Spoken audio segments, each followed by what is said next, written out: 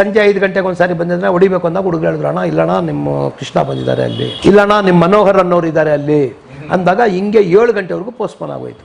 7 ಗಂಟೆಗೆ ಏನು ಮಾಡಿದ್ವಿ, 7 ಗಂಟೆಗೆ ಜಯರಾಜು ಇದ್ದಾನೆ, ಇಲ್ಲೇ ಇದ್ದಾನೆ ಅಂತ ಹೇಳಿದ್ರು. ಆದರೆ ಆ ಹುಡುಗರಿಗೆ ಗೊತ್ತಿಲ್ಲ, ಇನ್ನ 2 ಹುಡುಗರು ಮಾತಾಡ್ತಾ ಇದ್ದವರು ನನ್ನ ಜಾತಿಯವರು ಅಂತ ಗೊತ್ತಿಲ್ಲ ಅವತ್ತಿನಿಗೆ, ಅವ್ರಿಗೆ ಗೊತ್ತಿಲ್ಲ.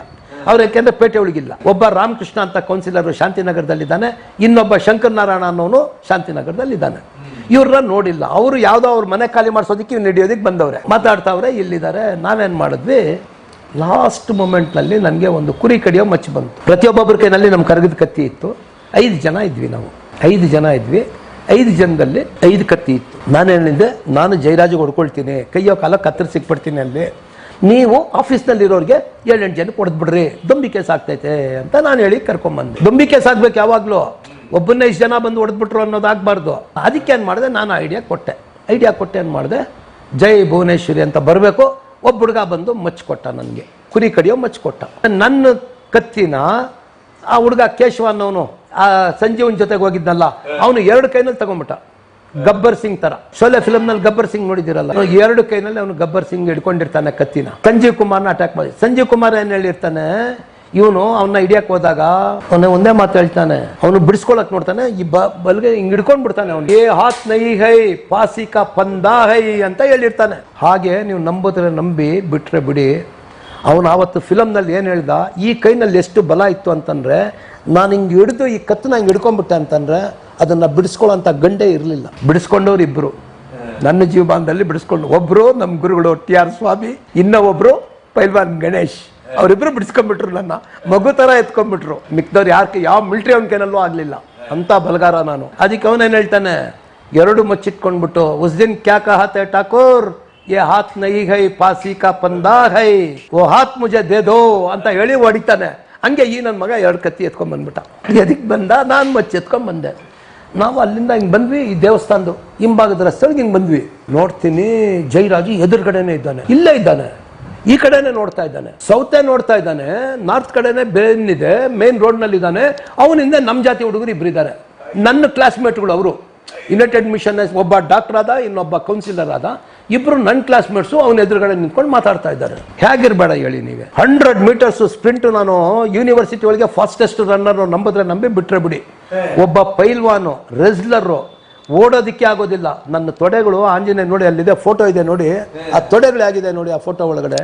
ಒಬ್ಬ ರೆಸ್ಲರ್ ಓಡೋಕೆ ಆಗಕ್ಕಿಲ್ಲ, ಆದ್ರೆ ಇಡೀ ಯೂನಿವರ್ಸಿಟಿ ಒಳಗೆ ಫಾಸ್ಟೆಸ್ಟ್ ರನ್ನರ್ ನಾನು 100 ಮೀಟರ್ಸ್ ನಲ್ಲಿ. ಹುಡುಗರನ್ನ ಎಲ್ಲರನ್ನು ಬಿಟ್ಬಿಟ್ಟು ಓಡಿದೆ. ಯಾಕೆ, ಅವನೇನಾದ್ರು ಎಸ್ಕೇಪ್ ಆಗ್ಬಿಟ್ರೆ ನಾನು ಹಂಗೆ ಉಳ್ಗಾಲ ಇಲ್ಲ ಅಂತ ಹೇಳ್ಬಿಟ್ಟು ಏನ್ ಮಾಡಿದೆ, ಹೋಗಿದ್ದೆ ಒಂದೇ ಒಂದು ಲೆಫ್ಟ್ ಶಾಟ್ ನಲ್ಲಿ ನಮ್ಮಿಬ್ಬರು ಹುಡುಗರಿಗೆ ಹೊಡೆದೆ. ಅವರಿಗೆ ಅವರೆಲ್ಲ ದೊಡ್ಡ ಒಳ್ಳೆ ಸಖತ್ತಿದ್ದಾರೆ, ಎಲ್ಲ ಒಂದು 70-80 kg ಇರೋರ್ನೆ.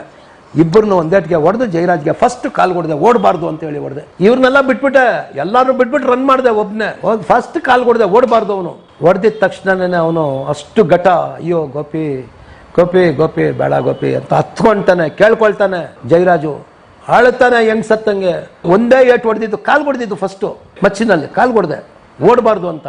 ಅಷ್ಟಲ್ಲಿ ಈ ನನ್ನ ಮಗ ಬಂದಿದ್ದೆ, ನಾನು ಅಲ್ಲೆಲ್ಲ ಹೊಡಿರೋ ಅಂತಂದ್ರೆ ಇವನು ಬಂದಿದ್ದೆ ಜಯರಾಜಿಗೆ ಕತ್ತಿ ಒಳಗೆ ಹೊಡೆದ್ಬಿಟ್ಟವನೆ. ಇವರೆಲ್ಲ ಕುಡಿತಾರೆ, ನನ್ನ ಹುಡುಗರು ಅನ್ನೋದು ಗೊತ್ತಿಲ್ಲ, ಆ ಹುಡುಗ ಕುಡಿತಾನೆ ಅಂತ ನನಗೆ ಗೊತ್ತಿಲ್ಲ. ಕುಡಿಗಾರ ನನ್ನ ಮಕ್ಕಳು ಬಂದಿದ್ದೆ, ಹೊಡೆದ್ಬಿಟ್ಟವನೆ. ಇದೇನಾಗಿದೆ, ಮುಂದ್ಗಡೆ ಕೂದಲು ಮಾತ್ರ ಹೋಗ್ಬಿಟ್ಟಿದ್ದೆ ಮೇಲ್ಗಡೆಗೆ, ತಲೆಗೆ ಹೋಗಿಲ್ಲ. ತಲೆಗೆ ಹೊಡೆದಿರೋದು ಏಟು, ಅವನು ಬರೀ ಕೂದಲು ಮಾತ್ರ ಇಷ್ಟು ಚರ್ಮ ಸಮೇತ ಹೋಗ್ಬಿಟ್ಟೈತೆ.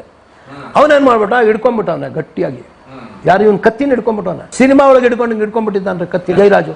ನಾನು ಮಧ್ಯ ಬಗ್ಗಿಂಗ್ ಹೊಡೆದಿರೋದು ಇವನ್ ಮೇಲ್ಗಡೆ ಹೊಡೆದ್ಬಿಟ್ಟವನ. ಅವನು ನನಗೂ ಹೊಡೆದ್ಬಿಟ್ಟವನೆ ಒಂದೇಟು ನೋಡಿ, ಇಲ್ಲಿ ಕೈ ಕಟ್ಟಾಗ್ಬಿಟ್ಟೈತೆ ನನಗೆ. ನಮ್ಮ ಹುಡುಗ ನನಗೆ ಹೊಡೆದ್ಬಿಟ್ಟವನೆ, ಇಲ್ಲಿದೆ ಕಟ್ಟಾಗಿದೆ, ಇಲ್ಲಿ ಕಟ್ಟಾಗಿ ರಕ್ತ ಬರ್ತಾ ನನಗೆ ಗೊತ್ತೇ ಇಲ್ಲ. ಇದು ನಾನೇನ್ ಮಾಡಿದೆ, ಟೆನ್ಷನ್ ಅಲ್ಲಿ ಹೊಡೆದೆ. ಅವನೇನ್ ಮಾಡ್ಬಿಟ್ಟ, ಹೊಡೆದು ಇವನ್ ಕತ್ತಿನ ಹಿಡ್ಕೊಂಡು ಇವನ್ನ ಸೇರಿಸಿ ಎಳ್ಕೊಂಡು ಹೋಗ್ತಾ ಇದ್ದಾನೆ ಜಯರಾಜು. ಕತ್ತಿನ ಚೂಪಾಗಿರೋ ಕತ್ತಿನ 2 ಕೈನಲ್ಲಿ ಹಿಡ್ಕೊಂಡ್ಬಿಟ್ಟು ಇವನ್ನ ಸೇರಿಸಿ ಎಳ್ಕೊಂಡು ಹೋಗ್ತಾನೆ. ಅವಾಗ ಹಿಂದ್ಗಡೆಯಿಂದ ಹಂಗೆ ಹೊಡೆದೆ, ಕಾಲಿನ ನರ ಕಟ್ಟಾಗೋಗ್ಬಿಡ್ತು. ನನಗೆ ಗೊತ್ತಾಯ್ತು ಈ ನರ ಕಟ್ಟಾಗೋಗ್ಬಿಡ್ತು. ಹೆಂಗ್ ಕೊಟ್ಟಾಯ್ತು ಅಂದ್ರೆ ಬಿಳೆ ರಕ್ತ ಕಣ ಕಾಣಿಸ್ತು. ಆ ಟೈಮ್ನಲ್ಲೂ ಹೊಡೆದಾಗ ಬಿಳೆ ರಕ್ತ ಕಣಗಳು ಯಾವಾಗ ಕಾಣಿಸ್ತು, ನರ ಕಟ್ಟಾಯ್ತು ಅನ್ಕೊಂಡೆ. ಅವನಿಗೆ ಎಳೆಯೋಕ್ಕಾಗಿಲ್ಲ, ಎಳ್ಕೊಂಡು ಹೋಗಿ ಅದೇ ಗರೀಬ್ ಆಫೀಸ್ ಮುಂದ್ಗಡೆ ಲೇಟೆಸ್ಟ್ ಶೇವಿಂಗ್ ಸೆಲೂನ್ ಇತ್ತು, ಅಲ್ಲಿ ಬಿದ್ದೋದ ಅವ್ನು. ಅಲ್ಲಿ ನಿಂತ್ಕೊಂಡಿದ್ದ, ಏನ್ ಮಾಡಿದ್ರು ಕತ್ತಿ ಬಿಡಕ್ಕಿಲ್ಲ ಅಂತಾನೆ. ವಾಡ್ದು ಕೈ ಮೇಲೆ ಹೊಡೆದು ಕತ್ತಿನ ಬಿಡಿಸಿದೆ. ವರ್ಷದಲ್ಲಿ ಹೊಡೆದೆ ಅವ್ನಿಗೆ. ಕತ್ತಿ ಇಟ್ಕೊಂಡ್ಬಿಡೋನಲ್ಲ, ಬಿಡ್ತಾನೆ ಇಲ್ವಲ್ಲ, ಅವ್ನೆಲ್ಲಿ ಹೊಡಿಯೋದು, ಇವನ್ ಬೇರೆ ಅಡ್ಡ ಇರ್ತಾನೆ, ಹೆಂಗ್ ಹೊಡಿಯೋದು? ಕೊನೆಗೆ ಹೊಡೆದು ಕೈಗೆ 4-5 ಏಟ್ ಹಾಕ್ಕೊಂಡು ಬಿಟ್ಬಿಟ್ಟ. ಅವನ್ಗೆ ಹೊಡೆದು ಓಡಿಸಿದೆ. ಹೋಗೋ ಬೋಳಿ ಮಗನ ಅಂದ್ರೆ ಅವ್ರು ಹೋಗೋ ಅಷ್ಟಲ್ಲಿ ರೋಲಿಂಗ್ ಶೆಟರ್ ಹೇಳ್ಕೊಂಡ್ಬಿಟ್ರು. ಅವರು ಒಳಗಡೆ ಇದ್ದವರೆಲ್ಲ ರೋಲಿಂಗ್ ಶೆಟರ್ ಹೇಳ್ಕೊಂಡ್ಬಿಟ್ರು. ಆಫೀಸ್ ನಲ್ಲಿ ಇದ್ದವರು. ಇವ್ರು ಯಾರಿಗೂ ಹೊಡಿಯಕ್ಕೆ ಆಗ್ಲಿಲ್ಲ. ರಕ್ತ ಏನ್ ಮೈಯೆಲ್ಲ ಆಗಿರ್ಲಿಲ್ಲ, ಬರೀ ಕೈಗೆ ತಾನೇ ಹೊಡೆದಿರೋದು. ಮಚ್ಚಿನಲ್ಲಿ ಕೈ ಹೊಡೆದಿದ್ದೀನಿ, ಕಾಲು ಹೊಡೆದಿದ್ದೀನಿ, ಬಿಡಿಸಿದ್ದೀನಿ. ಇವನೇನ್ ಮಾಡ್ಬಿಟ್ಟ, ಯಾವಾಗ ಕೈ ಕಾಲು ನರ ಕಟ್ಟಾಗೋಗ್ಬಿಡ್ತು, ನಮಾಜ್ ಮಾಡ್ತಾರಲ್ಲ ಆ ತರ ಬಿದ್ಬಿಟ್ಟ. ಈ ಮೊಣಕಾಲ್ನಲ್ಲಿ ಹಿಂಗಿದ್ದ ಅಷ್ಟೇ. ಏನ್ ಮಾಡ್ಬೇಕು ಅಂತ ಕೇಳಿದೆ, ಬಲ ಎಲ್ಲ ಬಿಟ್ಟು ಹೊಡೆದೆ. ಎಲ್ಲಿಗೆ? ಈ ಕೈಗೆ. ಗೋಡೆಗೆ ಹೊಡೆದಿರ ಹಾಕಿರೋ ಚೆಂಡೆ ಹೆಂಗ್ ವಾಪಸ್ ಬರ್ತೈತೆ ಹಂಗ್ ಬರ್ತಾ ಐತೆ. ನನ್ಗೆ ಹೊಡಿಯೋ ಟೆಕ್ನಿಕೇ ಗೊತ್ತಿಲ್ಲ. ಜೀವಮಾನದಲ್ಲಿ ಮಚ್ಚಿನಲ್ಲಿ ಹೊಡಿದ್ರೆ ನನ್ಗೆ ಟೆಕ್ನಿಕ್ ಗೊತ್ತಿಲ್ಲ. ಬಲ ಎಲ್ಲ ಬಿಟ್ಟು ಹೊಡಿತೀನಿ, ಇಲ್ಲಿ ಕಟ್ ಆಗ್ತೈತೆ, ರಕ್ತ ಬರ್ತೈತೆ. ಒಂದ್ ಯೋಚನೆ ಮಾಡಿ, ನೀವು ಎಷ್ಟೋ ಟಿವಿಗಳು ನೋಡಿರ್ತೀರಾ, ಸೀನ್ಗಳು ನೋಡ್ತೀರಾ, ಮರ್ಡರ್ ಸೀನ್ಗಳು ನೋಡಿರ್ತೀರಾ. ಅರ್ಧ ನಿಮಿಷ ಮರ್ಡರ್ ಆಗಿರಕ್ಕಿಲ್ಲ, ಬರ್ಕೊಡ್ತೀನಿ ಹೋಗಿ. ನೀವು ಯಾವನೇ ಬಂದು ಮರ್ಡರ್ ಮಾಡಿರ್ತಾನೆ ಅಂತ ಇಟ್ಕೊಳ್ಳಿ. ಟಿವಿಗಳನ್ನೆಲ್ಲ ಎಷ್ಟೋ ಸಾರಿ ನೋಡಿ, not even half a minute ಹೊಡೆದಿರಕ್ಕಿಲ್ಲ. ಅವರು ಬರ್ತಾರೆ, ರಪ್ ಅಂತ ಹೊಡಿತಾರೆ, ಅರ್ಧ ನಿಮಿಷದಲ್ಲಿ ಜಾಗ ಖಾಲಿ ಮಾಡಿರ್ತಾರೆ. 5 ನಿಮಿಷ ಹೊಡೆದಿದ್ದೀನಿ, ನಂಬಿದ್ರೆ ನಂಬಿ, ಬಿಟ್ರೆ ಬಿಡಿ. ಒಂದೇಟ್ ಹೊಡಿಯೋದು, ಯೋಚನೆ ಮಾಡೋದು, ಯಾಕೆ ಕೈ ಕಟ್ಟಾಗಿಲ್ಲ? ಒಂದೇಟ್ ಹೊಡಿಯೋದು, ಬಲ ಎಲ್ಲ ಬಿಟ್ಟು ಹೊಡಿಯೋದು, ಕೈ ಕಟ್ಟಾಗಿಲ್ಲ. ಸಾಯಂಕಾಲ 7 ಗಂಟೆ ಎಲ್ಲ ಅಲ್ಲ road block, full road block. ಅಲ್ಲಿ ಇಲ್ಲಿ ಎಲ್ಲ ಇವನ್ ಸಿಕ್ಕಾಗಿದ್ದಾನೆ, ಹೊಡಿತಾ ಇದ್ದೀನಿ. ಎದುರುಗಡೆ ಆ ಶೇವಿಂಗ್ ಸೆಲೂನ್ ಅವನು ಹುಡುಗ ನಡುಗ್ತಾವನ, ಹಿಂಗೆ ಅವನ್ನ ನೋಡ್ತಾ ಇದ್ದೀನಿ, ನಡುಗ್ತಾವನ, ಹೊಡಿತಾ ಇದ್ದೀನಿ. ಯೋಚನೆ ಮಾಡಿ ಹೊಡ್ತೀನಿ, ಯಾಕೆ ಒಂದ್ ಕೈ ಕತ್ತರ್ಸಕ್ಕಾಗಿಲ್ಲ ನನ್ನ ಕೈನಲ್ಲಿ? ಎಲ್ಲಿ ಎಲ್ಲ ರೋಲಿಂಗ್ ಸೆಟ್ ಹೇಳ್ಕೊಂಡ್ಬಿಟ್ರಲ್ಲ ಒಳಗಡೆ ಇದ್ದವರೆಲ್ಲ. ಒಂದು ಅಟ್ಯಾಕ್ ಮಾಡಿದಾಗ ಓಡೋಗ್ಬಿಡ್ತಾರ್ರಿ ಎಲ್ಲಾರು. ನೀವು 100 ಜನನ ಸಾಕಿರಿ, ಓಡೋಗ್ಬಿಡ್ತಾರೆ, ಬಿಟ್ಟೋಗ್ಬಿಡ್ತಾರೆ. ಮೊನ್ನೆನು ನೀವು ನೋಡ್ಬೇಕಾಗಿತ್ತಲ್ಲ, UP ಒಳಗಡೆ ಅವನ್ನ ಹೊಡೆದಾಕಿದ್ರಲ್ಲ, ಹೆಂಗ್ ಹೊಡೆದಾಕ್ಬಿಡ್ತಾರೆ ಅವರು, ಎಲ್ಲ ಓಡೋಗ್ಬಿಡ್ತಾರೆ ಬಿಟ್ಬಿಟ್ಟು. ನಾ ಹೊಡಿತೀನಿ ಅಂದಾಗ ನಮ್ಮಿಂದ ಯಾರು ಇರಕ್ಕಿಲ್ಲ. ನನ್ಗೆ ಹೊಡಿಯೋವಾಗ್ಲೂ ಅಷ್ಟೇ, ನನ್ನ ಹುಡುಗರು ಬಿಟ್ಟು ಹೊಡೋಗ್ಬಿಟ್ರು. ಫಸ್ಟ್ ಅಯ್ಯೋ ಬಿಟ್ಬಿಡು ಗೋಪಿ ಅಂತ ಹತ್ಕೊಂಡವನು ಕೊನೆಗೆ ಅವನು ಸುಸ್ತಾಗೋಗ್ಬಿಟ್ಟು ಹಾಗೇ ಬಿದ್ದೋಗ್ಬಿಟ್ಟ. ಈ ತೊಡೆಗೆ ಒಂದು 20-25 ಏಟು ಹೊಡೆದಿದ್ದೀನಿ. ನಾವು ಹಿಂಗೆ ಕುಂತಿದ್ನಲ್ಲ, ಇಲ್ಲಿ ಹೊಡೆದಿದ್ದೀನಿ. ಇಷ್ಟೇಟು ನಾನು ಕತ್ಗಾಕ್ಬೋದಾಗಿತ್ತು. ನಾನು ಹೆಂಗ್ ಹೊಡೆದಿದ್ರು, ಕತ್ತಿಗೆ ಹೊಡೆದಿದ್ರೆ, ಇಷ್ಟು ಡ್ಯಾಮೇಜ್ ಕತ್ಗಾಗಿದ್ದಿದ್ರೆ 2 ನರ ಕಟ್ಟಾಕ್ಬಿಟ್ರೆ ನನ್ನ ಜೀವಮಾನ ಪೂರ್ತಿ ಅಲ್ಲೇ ಹೋಗ್ಬಿಡ್ತೈತೆ ಪ್ರಾಣ. ನಮ್ಗಿರೋದೇ 2 ನರಗಳಲ್ಲಿ ಇರೋದು ಕಂಪ್ಲೀಟ್ ಆಗಿ. ಗೊತ್ತಿದೆ ರೀ, ನಾನು ಪ್ರಾಣ ತೆಗಿಬಾರ್ದಲ್ಲ ಅವನ್ಗೆ. ಪ್ರಾಣ ತೆಗಿಬೇಕಂದ್ರೆ ಕತ್ತೆ ಕತ್ತರಿಸ್ಬಿಡ್ತಾ ಇದ್ದೆ ನಾನು. ಇಷ್ಟೇಟ್ ಯಾಕೆ ಹೊಡಿಬೇಕಾಗಿತ್ತು? ನಾನು ಆತನ ಅಟ್ಯಾಕ್ ಮಾಡ್ಬೇಕಾದ್ರೆ ನನಗೆ 5 ವರ್ಷದ ಹೆಣ್ಮಗಳಿದ್ದಾಳೆ. 75 ಮದುವೆ ಆಗಿರೋದು, 76. ಅವನಿಗೂ 5 ವರ್ಷದ ಹೆಣ್ಮಗು ಇದೆ. ಅವನ್ನ ನಂಬಿ ಬೇರೆ ಜಾತಿ ಹೆಣ್ಣು ಲವ್ ಮಾಡಿ ಬಂದಿದ್ದಾಳೆ. ಯಾರೋ ಬಾಂಬೆ ಅವಳು, ದೊಡ್ಡ ಕೋಟ್ಯಾಧೀಶ್ವರಿ ಅವಳು ಬಂದು ಇಲ್ಲಿ ಓದಕ್ ಬಂದಿರೋಳು. ಇವನ್ ಹ್ಯಾಂಡ್ಸಮ್ ಫಿಗರ್ ನೋಡಿ ಇವನಿಗೆ ಬಿದ್ಬಿಟ್ಲವಳು. ಅವ್ರ ಲೈಫ್ ಎಲ್ಲ ನೋಡ್ಬೇಕಲ್ರಿ. ನಾನು ಇವನ್ನ ಹೊಡೆದಾಕ್ಬಿಟ್ರೆ ಅವ್ರ ಲೈಫ್ ಏನಾಗ್ತೈತೆ ಅನ್ನೋದು ಯೋಚನೆ ಮಾಡ್ತೀನಿ. ನಾನು ಯಾವಾಗಲೂ ಅವ್ರ ಪೊಸಿಷನ್ ಇದ್ರೆ ಏನಾಗ್ತೈತೆ ಹಂಗ ಯೋಚನೆ ಮಾಡಿ ಅವ್ನ ಪ್ರಾಣ ತೆಗಿಬಾರ್ದು, ಹೊಡೆದು ಬಿಟ್ಬಿಡೋಣ, ಒಂದು ಕೈಯ ಕಾಲ ತೆಗೆದು ಬಿಡೋಣ ಅಂತ ನೋಡಿದೆ. ನನಗೆ ಅಡ್ಕಸ್ಪಿ, ನನಗೆ ಗೊತ್ತಿಲ್ಲ, ಟೆಕ್ನಿಕ್ ಗೊತ್ತಿಲ್ಲ. ಜೀವಮಾನದಲ್ಲಿ ಎಂದೂ ನಾನು ಬ್ಲೇಡು, ರೇಸರ್ ಯೂಸ್ ಮಾಡಿದವನೇ, ಮಚ್ಚು ಯೂಸ್ ಗೊತ್ತಿಲ್ಲ. ಇದೇ ಫಸ್ಟ್ ಟೈಮು. ನನ್ಗೆ ಹೊಡೆಯೋ ಟೆಕ್ನಿಕ್ ಗೊತ್ತಿಲ್ಲ. ಆಯಿತು, ಇಷ್ಟೆಲ್ಲ ಹೊಡೆದ್ಮೇಲೆ ಅವನು ಅನ್ಕಾನ್ಷಿಯಸ್ ಆಗಿ ಬಿದ್ದೋಗ್ಬಿಟ್ಟ. ರಕ್ತ ಬೇಜಾನ್ ಹೋಗ್ಬಿಡ್ತು, ಬಿದ್ದೋಗ್ಬಿಟ್ಟ. ತೇರಿಕೆ ಅಂತ ಹೋದ್ವಿ. ಹುಡುಗರಿಗೆ ಹೇಳಿದ್ದೆ ಮೊದಲೇ, ಎಲ್ಲ ಎಸ್ಕೇಪ್ ಆಗ್ಬಿಡ್ರಿ, ಅಲ್ಲೊಂದು ಗೋಣಿ ಚೀಲ ಇಟ್ಟಿದ್ದೆ, ಗೋಣಿ ಚೀಲದಲ್ಲಿ ಆ 5 ಕತ್ತಿಗಳು ಇಟ್ಬಿಡ್ರಿ ಅಂತ. 5 ಜನ ಅಷ್ಟೇ, ನಮ್ಮಲ್ಲಿ 5 ಜನ ಹುಡುಗರು. ಆ ಕೇಶವ ಅನ್ನೋನ್ನ ಹಿಂದ್ಗಡೆ ತಗೊಂಡು ಮೋಟ್ರ್ ಬೈಕ್ನಲ್ಲಿ ನಾನೇನು ಮಾಡಿದೆ, ಜಾಗ ಖಾಲಿ ಮಾಡಿಬಿಡ್ಬೇಕು ಅಂದ್ಬಿಟ್ಟು ಇಲ್ಲಿಂದ ಹೋಗಿ ಚನ್ನಸಂದ್ರ ಅಂತ ಇದೆ, ಹೊಡಿಬೇಕು, ಏನು ಆಗೋದು ಮುಂದೆ ಏನಾಗುತ್ತೆ ನೋಡ್ಕೊಳ್ಳೋಣ ಅಂತೇಳಿ ಅಟ್ಯಾಕ್ ಮಾಡಿದ್ವಿ. ಬಿಟ್ವಿ. ಅಲ್ಲೋದ್ವಿ. ಅವ್ರಿಗೆ ಹೋದೆ. ಆ ಯಜಮಾನರು ಮಚ್ಚು ಅಲ್ಲಿಂದ ಬಂದಿದೆ ಅಂತ ಹೇಳಿದ್ದ. ಹುಡುಗ ತಂದು ಕೊಟ್ಟು ನನ್ನ ಶಿಷ್ಯ, ಅಣ್ಣ ನೋಡಿ ಚನ್ನಸಂದ್ರದಿಂದ ಬಂದಿದೆ ಅಂತ ಹೇಳಿದ್ದ. ಆ ಮನೆಗೆ ಹೋದೆ. ಆ ಮುದುಕಪ್ಪನಿಗೆ ಹೇಳಿದೆ, ಎಂಥ ಮಚ್ಚಣ ಕೊಟ್ಟಿದ್ದೀರಾ ನೀವು? ನನಗೆ ಒಂದು ಕೈ ಕತ್ತರಿಸೋಕ್ಕಾಗಲಿಲ್ಲ, ಒಂದು ಕಾಲು ಕತ್ತರಿಸೋಕ್ಕಾಗಿಲ್ಲ ಅಂದೆ ಅವರಿಗೆ. ವಯಸ್ಸಾದ ಮುದುಕರಿದ್ರು ಅಲ್ಲಿ. ಆ ಮನೆಯೊಳಗೆ ಅಂದಾಗ ಅವರು ಹೇಗಪ್ಪ ಹೊಡೆದೆ ಅಂದರು. ತೋರಿಸ್ದೆ, ಹಿಂಗೆ ಹೊಡೆದೆ ಅಂತ. ಅವ್ರು ಅಂದರು, ನಿನ್ನಂತ ಅಡಕಸ್ಪಿನ ನಾನು ನೋಡೇ ಇಲ್ಲ ಅಂತಂದ್ರು. ಅಲ್ಲಪ್ಪ, ಕುರಿ ಕಡಿಯೋದು ನೋಡಿದ್ಯಾ ಅಂತ ಕೇಳಿದ್ರು ನನಗೆ. ಇಲ್ಲ ನಾನು ಯಾವತ್ತೂ ನೋಡಿಲ್ಲ, ನಾನು ಪ್ರಾಣಿ ಹಿಂಸೆನೇ ಮಾಡೋಕ್ಕಿಲ್ಲ, ನಾನು ಮಾಂಸನೇ ತಿನ್ನೋಕ್ಕಿಲ್ಲ, ನಾನು ಆ ಥರದವನು ಅಂದೆ. ಅದಕ್ಕೆ ಅವ್ರು ಎತ್ಕೊಂಡು, ನೋಡು, ಕುರಿನ ಕೂಡ ಹಿಂಗೆ ಕತ್ತರಿಸಲ್ಲ, ಕ್ರಾಸ್ ಮಾಡಿ ಕತ್ತರಿಸ್ತಾರೆ. ಹಿಂಗೆ ಕತ್ತರಿಸಿದ್ರೆ ಕ್ರಾಸಾಗಿ ಹೋಗ್ಬೇಕು. ಕುರಿನ ಹಿಂಗೆ ನೇರವಾಗಿ ಹೊಡಿಯೋಕ್ಕಾಗಿಲ್ಲ. ನಿನ್ನ ಬಲಕ್ಕೆ ನೀನು ಒಂದೇಟು ಹೊಡೆದು ಕ್ರಾಸ್ ಮಾಡಿ ಹೊಡೆದಿದ್ರೆ ಒಂದೇಟಿಗೆ ಒಂದು ಕೈ ಹೋಗೋದು ಅಂದರು. ಅಯ್ಯಯ್ಯೋ, ನನ್ಗೆ ಆ ಟೆಕ್ನಿಕ್ಕೆ ಗೊತ್ತಿಲ್ವೇ ಅನ್ಕೊಂಡೆ. ಆವಾಗ ಅಲ್ಲಿ ಆ ಮನೆಯೊಳಗೆಲ್ಲ ರಕ್ತ ಸೋರ್ತಾ ಇತ್ತು. ಎಲ್ಲಿಂದ ರಕ್ತ ಬರ್ತಾ ಇದೆ ಅಂತ ಚೀಲ ಎಲ್ಲ ತೆಗೆದು ನೋಡ್ತೀವಿ. ನಾನೊಬ್ಬನೇ ಹೊಡೆದಿರೋದು, ಮಿಕ್ತವ್ರು ಯಾರು ಹೊಡೆದೇ ಇಲ್ಲ. ಎಲ್ಲ ಕತ್ತಿಗಳಲ್ಲಿ ರಕ್ತನೇ ಇಲ್ಲ. ನನ್ನ ಮುಚ್ಚು ಒಣಗೋಗ್ಬಿಟ್ಟೈತೆ. ಇಲ್ಲಿಂದ ಲೋಗೋಸ್ನಲ್ಲಿ ರಕ್ತ ಎಲ್ಲಿಂದ ಬರ್ತಾ ಐತೆ ಅದು ನೋಡಿದ್ರೆ ನನ್ನ ಕೈಯಿಂದ ತೊಟ್ಟಿಗ್ತಾ ಇತ್ತು. ವಾಚು ರೈಟ್ ಹ್ಯಾಂಡಲ್ಲಿ ಕಟ್ಟಿದೆ, ವಾಚ್ ಬಿದ್ದು ಇಲ್ಲಿಂದ ಇಲ್ಲಿ ಕಟ್ಟಾಗಿದೆ.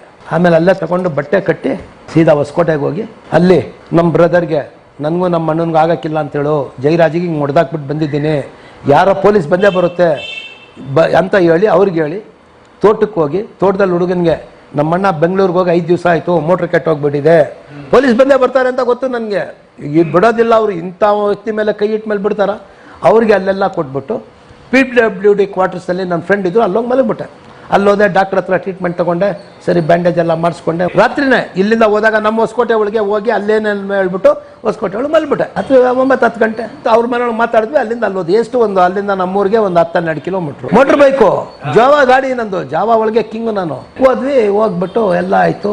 ಅಷ್ಟರಲ್ಲಿ ಅರ್ಸುಗೆ ತಡ್ಕೊಳಕ್ಕಾಗ್ತಾ ಇಲ್ಲ. ಪೊಲೀಸ್ನವರೆಲ್ಲ ಸೇರಿ ಮಾಡಿದ್ದಾರೆ ಅಂತ ಸ್ಟೇಷನ್ ಎಲ್ಲ ಚೇಂಜ್ ಮಾಡಾಕ್ಬಿಟ್ರು, ಪೊಲೀಸ್ ಗಿಲೀಸ್ ಎಲ್ಲ ಚೇಂಜ್ ಮಾಡಾಕ್ಬಿಟ್ರು. ಪೊಲೀಸ್ನವ್ರು ಬರ್ದೇ ಬಿಡ್ತಾರ, ಸೀದಾ ಬಂದರು.